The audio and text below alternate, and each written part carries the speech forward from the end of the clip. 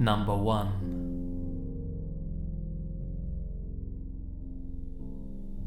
A while ago, I was staying at an upscale hotel in the safe area of a large Midwestern city. I'm a 16-year-old female, and I was in a room all by myself, with my parents a few doors down. In theory, this isn't unsafe by any means, but I had bad luck on this particular trip. Our first night there passed without incident. Me in my room, my parents in theirs. I watched a pay-per-view movie and I ate way too much from the snack bar. I didn't have any reason to feel unsafe. The next morning, we did the usual tourist stuff that one does when they're visiting a new city. As we ate breakfast in the hotel restaurant, I noticed a man who looked to be in his 60s, staring at me for an abnormally long amount of time. I won't lie, as a young and decently attractive female, I'm used to getting the occasional inappropriate look from a guy, so I ignored it and chalked it up to him either being a pervert or thinking I looked like his granddaughter or something. The next night, my parents allowed me to meet up with a friend for dinner who lived in the area. He met me in the hotel lobby, and we had a nice dinner, and then we went back to the hotel for drinks. Yes, I'm underaged, but I had a drink. Shoot me now. Coincidentally, the same man who had been eyeing me earlier was at this bar. This time, I knew I didn't remind him of his granddaughter. Even with my buff guy friend next to me, his eyes traced every curve of my body. I felt unsettled, and I mentioned it to my friend, Ethan, who glanced over and also seemed really weirded out by how obvious this guy was leering. We left the bar quickly, and by now it was around 12:30 AM. Ethan walked me to the elevators of the hotel, and once I pushed the button, he left. I wish that I had asked him to stay, because no sooner had he walked away than that creeper came around the corner and stood there waiting with me for the elevator. I felt so uncomfortable knowing that he would be seeing what floor I got off on, and it hadn't occurred to me at that point to get off on a different floor. When we were in the elevator together, I tried to keep my eyes averted from his, but they literally bore into my body. He kept trying to step closer, and I kept backing up, too scared to even speak. What freaked me out even more was that he hadn't pressed a separate elevator button, so he had planned on getting off when I did. When I got off on my floor, I almost ran to my room, and the guy just stood there at the end of the hallway, waiting to see where I was going. I stayed in my room for 15 minutes until I was sure that he was gone before I told my parents what had happened. They were freaked out and told the hotel staff, but there was no sign of that guy and it was really late, so I just locked my door and tried to go to sleep. I had almost drifted off when I heard a knock at my door. Now, I'm not an idiot. I've creeped on this subreddit and no sleep for a long time, so I didn't just go and open the door at nearly 2 AM. Instead, I turned on a light and froze. At this point, my intuition had kicked in, and I knew it was the guy. I was near tears, but the knocking kept continuing, harder and harder, so I finally shouted and asked who it was.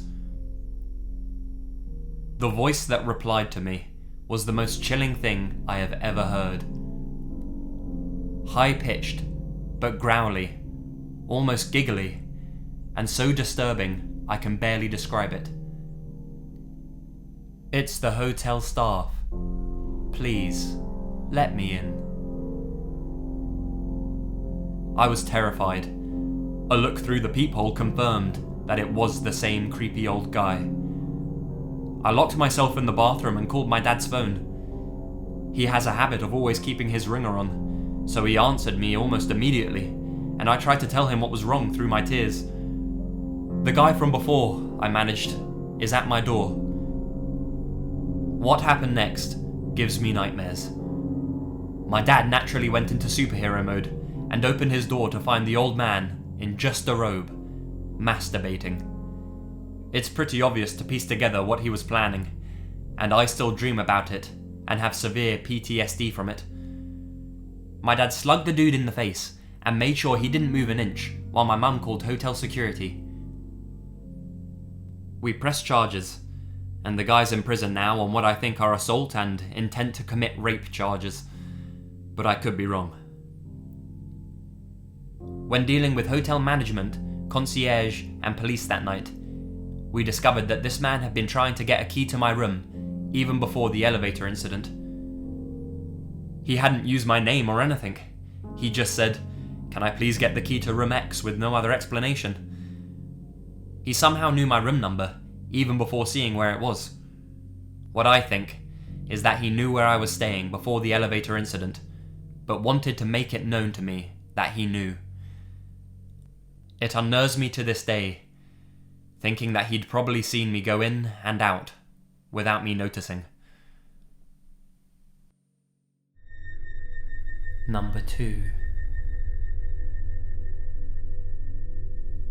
When I was about 16, I went on a trip to Cabo San Lucas with my family and my best friend. My friend and I had a hotel room to ourselves for the trip, something I was naturally excited about. One afternoon, I was getting on the elevator and a security guard got on with me.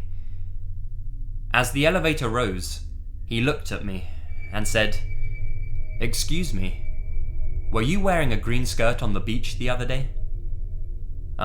Yes. Why?" I replied.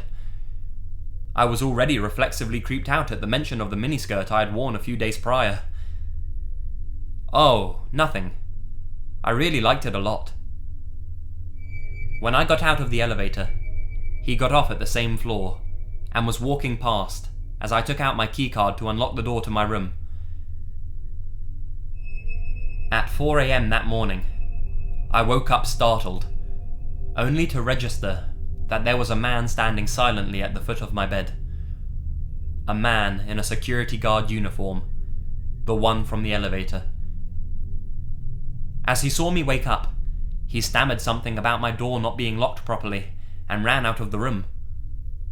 I was still groggy and didn't fully register what had just happened.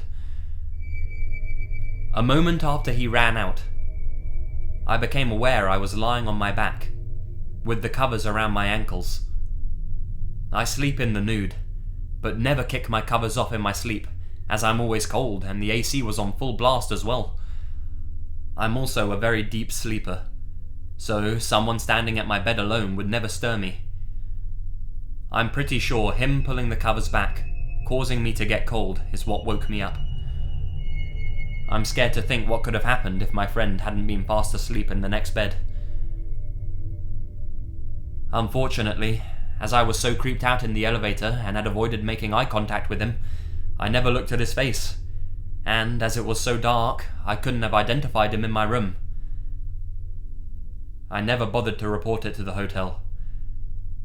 I still regret that, years later.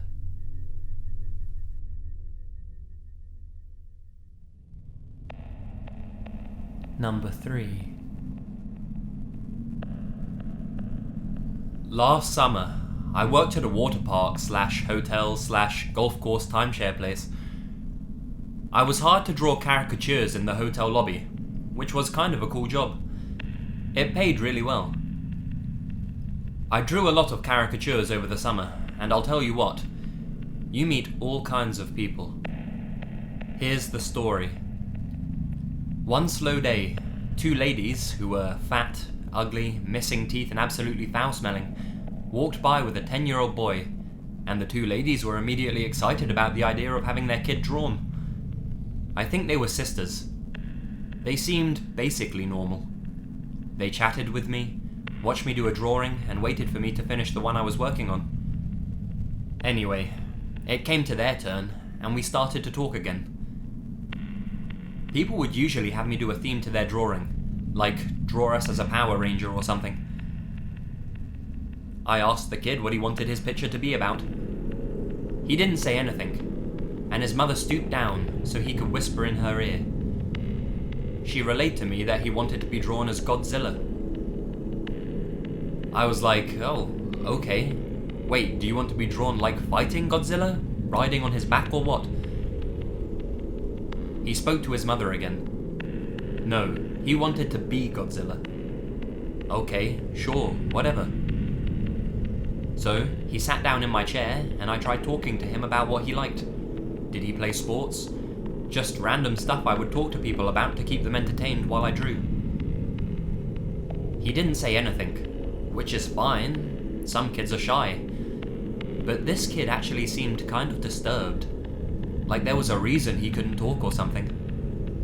That, I can't say for sure. But these two ladies basically spoke for him, and really enjoyed talking to me while they watched me draw. At one point, the mother of the kid got really close to me, and said she wanted to talk to me when I was done. I said, okay. Her breath reeked really badly. I finished the drawing of the kid as Godzilla, and he said thank you, which surprised me, and the two ladies laughed and looked over the picture and liked it a lot. The kid and one of the ladies left for the water park, and the mother stayed behind to talk to me as she asked. She said something like, okay, now I'd like you to draw another picture, but this one is sort of personal. A little concerned, I asked her to explain. She pulled out her phone and started scrolling through pictures. She got uncomfortably close to me, had a big smile on her face, and said, "Ready?" I nodded, really weirded out, and looked down at her phone to see a picture of a stillborn child that looked as if it had been dipped in blood. "Beautiful, isn't he?" the lady said. I called him my little monkey, because he looked like a monkey. And she laughed really, really loudly. I was speechless. I sort of slapped my hand to my forehead. It took me a while to respond, but all I could think to say was, "All children are beautiful." Trying hard to mask how fucking shocked I was, the lady then said, "Well, I'd like you to draw him as a monkey." I didn't say anything. She scrolled to another picture on her phone. Another premature baby with tubes up its nose, and the woman said, "And this was my little seal. He lasted 4 hours. Doesn't he look like a little seal?" Of course, she wanted me to draw him as a seal. Holy shit. So bizarre. Her breath reeked of alcohol and smoke, and just general odor, and she was laughing in my face. Without asking, the lady sent the pictures to my cell phone, because my number was on the sign by the easel. I was so shocked that I could hardly put a sentence together. I said something to the effect of maybe, because I couldn't help but feel bad for her. She said, "Great, we're here until Thursday," and walked away.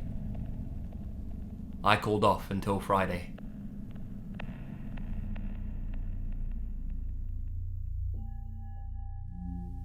Number 4. This just happened tonight. Not to me, but to my wife. I'm writing this from a McDonald's parking lot 3 blocks from the police station, where my wife is giving her statement. She works front desk at a hotel. It's a busy one, given more to the business types. She usually works until 11 or midnight, and being the protective type, I'm usually there with her, though not for altogether altruistic reasons, but Wi-Fi, coffee and TV. 3 weeks back, I'm there watching an episode of Justified, and I meet this fellow. I got his name and forgot it instantly. He's staying there long term.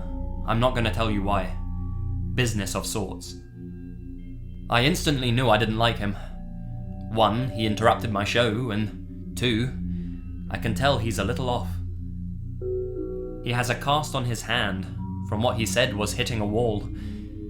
He rambles on, speaking of a 2012 prophecy and fundamentalist Christianity. He talks of being sober from drink for 36 months, but takes a lot of pills. Basically, he's got issues. He had an ambulance called last week. Apparently he OD'd. But he still stays at the hotel. And tonight, he calls down to my wife. He tells her to call the police. My wife asks if anyone's hurt. He says someone will be in about 90 seconds. My wife called the cops. I wasn't there tonight. What I know is what she told me while waiting to be interviewed. He comes down and goes to the dining area. He's got a gun. The assistant manager goes out there, and then my wife does a couple of minutes later. She finds the assistant manager is face down on the carpet, with the man standing over him, still holding the gun. He sees my wife, and points the gun at her.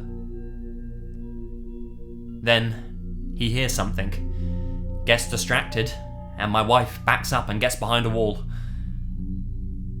The police come in, a lot of them. She hears the man yelling. Then she hears a shot. She doesn't know who pulled the trigger.